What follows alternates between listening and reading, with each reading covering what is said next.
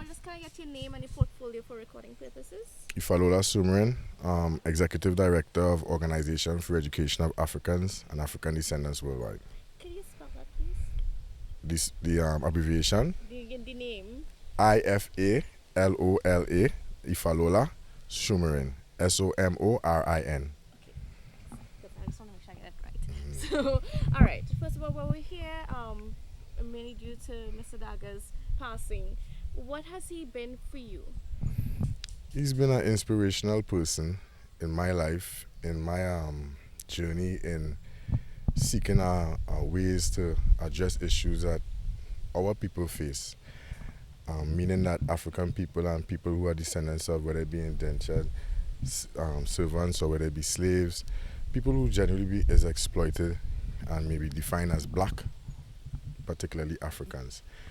Knowing his history with Black Power and our organization, dealing with African Reeducation, Mr. Makandal, what I could remember about him was when he came to Tobago to initiate his NJAC movements in Tobago. That is when we first began to have a close relationship. After that, I was invited to a few dinners by Mr. Dagga. I got to kind of understand the workings of NJAC. I got some history of the Black Power movement, NJAC works, their accomplishments, and I was invited to his headquarters in Port of Spain. I guess that is where our relationship changed, and that was part of my inspiration for ORAAD. Though we agreed to disagree, we had our disagreeing points as far as the direction we should go with addressing these issues amongst our people, whether socially, politically, economically, health-wise, holistically. And our opinions differed.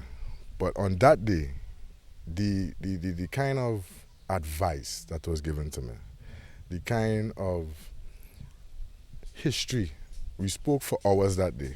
For hours. I mean, his wife had to come like a few times and say, we have to leave, we have to leave.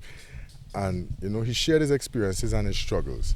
So he kind of warned me about what to expect in this struggle when you're taking up a cause for whether it be poor people, whether it be African people, whether it be black people. Unfortunately, many of my people fall within all those categories, many of African people. And the forces against our growth and development. He gave me a stern warning, and he gave me a stern warning on my approach to our issue. He gave me as much advice that I think that he could have given me at that time, even though we disagreed in the strategy in which I was applying. He still gave me enough jewels that was inspirational and motivational for me to move forward. Though it